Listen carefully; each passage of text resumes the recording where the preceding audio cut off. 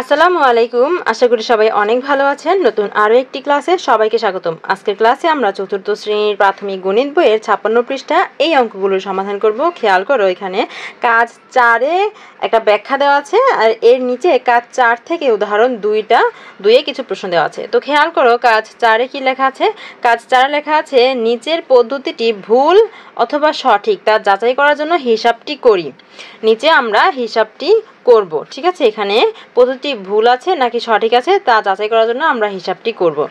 খেয়াল করো, এখানে যদি আমরা কোনো সংখ্যাকে 10 বা 100 দ্বারা সহজ পদ্ধতিতে ভাগ করি, 10 অথবা 100 দিয়ে আমরা যদি সহজ পদ্ধতিতে ভাগ করি, তবে ভাজকের ডান পাশে, খেয়াল করো কি বলেছে, ভাজক কোনটা, যে সংখ্যা দিয়ে আমরা ভাগ করি, যেমন এই যে এখানে 10 দিয়ে ভাগ করতে হবে, তো 10 হচ্ছে কি ভাজক। এখানে 10 হচ্ছে কি ভাজক। ভাজকের ডান পাশে ঠিক যতগুলো শূন্য রয়েছে, এখানে 10-এর ডান পাশে একটি শূন্য রয়েছে, ঠিক যতগুলো শূন্য রয়েছে, ভাজ্যের ডান পাশ থেকে ভাজ্য কোনটা, এই যেখানে যে সংখ্যাকে ভাগ করা হয় সেটা হচ্ছে ভাজ্য। এখানে 734 হচ্ছে কি ভাজ্য।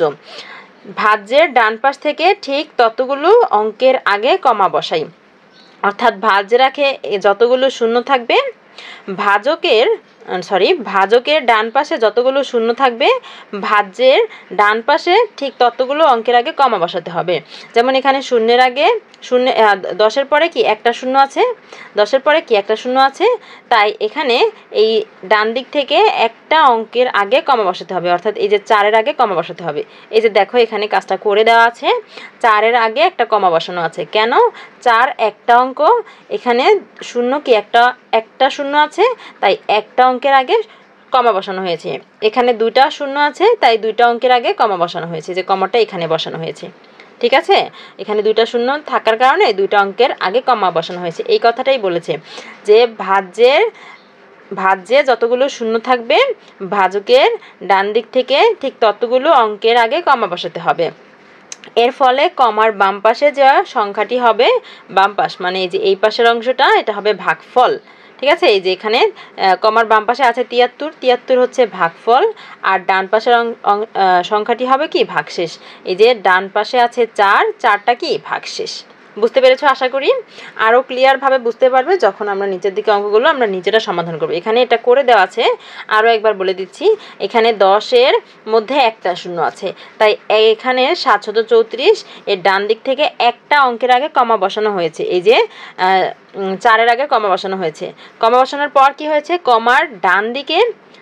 কমার বাম দিকে যে সংখ্যাটা 73 এটা হবে ভাগফল, আর ডান দিকে যে সংখ্যাটা 4 এটা হবে ভাগশেষ। আর যদি 2টা শূন্য থাকতো, তাহলে 2টা অঙ্কের আগে কমা বসাতে হতো।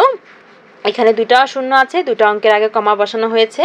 কমা বসানোর পর বাম দিকে যে সংখ্যা আছে, এখানে 9 আছে, 9 হবে ভাগফল, আর ডান দিকে যেটা আছে, অর্থাৎ এখানে আছে কত 87 হবে কি ভাগশেষ। এই দুটো এখানে করে দেওয়া আছে, আর নিচের দিকে যে উদাহরণ দেওয়া আছে, এখানে 4টা উদাহরণ দেওয়া আছে। এই অঙ্কগুলো আমরা এখন নিজেরা সমাধান করব, ঠিক আছে? বলেছে চলো এবার উপরের পদ্ধতির সাহায্যে নিচের সমস্যাগুলোর সমাধান করি। এই সমস্যাগুলোর সমাধান এখন আমরা হাতে কলমে করব, তাহলে আরও ভালোভাবে তোমরা বুঝতে পারবে। তো চলো আমরা খাতায় চলে যাই। খেয়াল করো, আমি অঙ্কগুলো তুলে নিয়েছি। এখানে 1 নংয়ে আছে 886 ভাগ 10।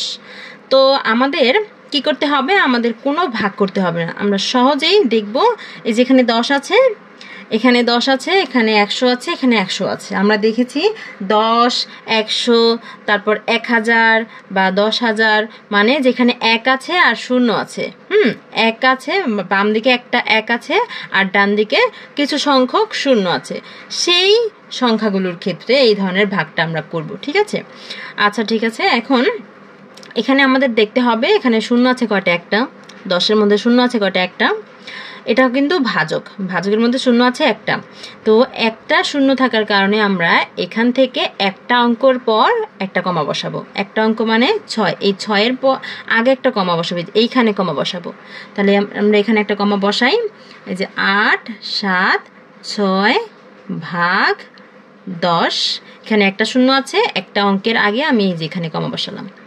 কমা বসানোর পর কি হলো, এই যে বাম দিকে একটা সংখ্যা বের হলো, ডান দিকে একটা সংখ্যা বের হলো। বাম দিকে কত আছে 87, এটা হয়ে গেল ভাগফল। কি হয়ে গেল ভাগ ফল, আর এই যে ডান দিকে যেটা পাচ্ছি 6 এটা কি ভাগশেষ, এটা কি ভাগ শেষ। দেখো কত সহজ হয়ে গেল। তোমরা যেভাবে ভাগ শিখেছো ছোটবেলা থেকে, মানে আগে যেভাবে ভাগ করা শিখে এসেছো সেভাবে ভাগ করে দেখো, এটাই বের হবে। ভাগফল হবে 87 আর ভাগশেষ হবে 6। তো আমরা বড় করে ভাগ না করে যদি এভাবে করে সহজে বের করে ফেলতে পারি তাহলে আমাদের জন্য বিষয়টা সহজ হয়ে গেল। এই জন্য আমরা এই বিষয়টা শিখে রাখবো। সুতরাং এখানে ভাগফল কত আমরা একটু লিখে রাখি। ভাগফল পেলাম 87 আর ভাগশেষ কত পেলাম, ভাগশেষ পেলাম 6। শেষ অঙ্ক। এরপর 2 নং আছে 1234 ভাগ 10। তো এখানে আমরা করে ফেলবো। এখানে 1234 আছে, ভাগ আছে 10। এখানে একটা শূন্য আছে, আমরা একটা অঙ্কের আগে কমা বসাবো। ঠিক আছে, এখন ভাগফল আর ভাগশেষ আমরা পেয়ে গেলাম। সুতরাং ভাগফল কত, এখানে এই যে বাম দিকের অঙ্কটা সংখ্যাটা অর্থাৎ 123, এই সংখ্যাটা হচ্ছে কি ভাগফল, 123 কি ভাগফল। আর ভাগশেষ কত, ভাগশেষ হচ্ছে ডান দিকের সংখ্যাটা অর্থাৎ 4 হচ্ছে ভাগশেষ। একদম সহজ না? একদম সহজ। এইভাবে করে আমরা বাকি অঙ্কগুলোর সমাধান করে ফেলবো। 3 নং এ আছে 765 ভাগ 100। তো এখানে 765 ভাগ 100, 100-এর মধ্যে কয়টা শূন্য আছে, 2টা। আমরা এখান থেকে 2টা অঙ্কের আগে কমা বসাবো। এই যে এখানে কমা বসালাম। কমা বসানোর পর এই যে বাম দিকে 7 আছে, এই 7 কি ভাগফল, প্রথমটা হচ্ছে ভাগফল 7। তারপর ডান দিকের সংখ্যা কত 65 কি ভাগশেষ, কত 65 শেষ। এরপর 4 নং এ আছে 9765। তো 9765, তারপর আছে ভাগ 100, 100-এর মধ্যে শূন্য আছে কয়টা, 2টা। এখান থেকেও 2টা অঙ্কের আগে আমরা কমা বসাবো এই যেখানে। তাহলে ভাগফল আর ভাগশেষ পেয়ে গেলাম। ভাগফল কত পেয়েছি, ভাগফল পেয়েছি 97, আর ভাগশেষ কত পেয়েছি, ভাগশেষ পেয়েছি কত 65। দেখো সবগুলো অঙ্কের কিন্তু সমাধান করে ফেললাম। তো এই ধরনের নিয়মটা, মানে এই নিয়মটা কোথায় কোথায় অ্যাপ্লাই করবে বলে দিচ্ছি। প্রথমে মনে করো 10 আমরা দেখলাম 10-এর জন্য করতে পারবো, তারপরে 100-এর জন্য করতে পারবো, এই ঠিক একইভাবে 1000-এর জন্য করতে পারবো, তারপর 10,000-এর জন্য করতে পারবো।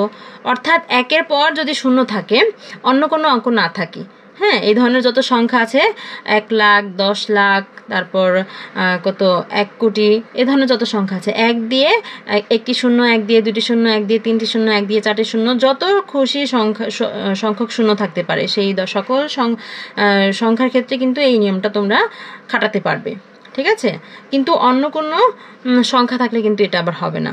ঠিক আছে, আশা করি বুঝতে পেরেছো। দেখা হবে পরের ক্লাসে। ততক্ষণ পর্যন্ত সকলেই ভালো থেকো, সুস্থ থেকো। আল্লাহ হাফেজ।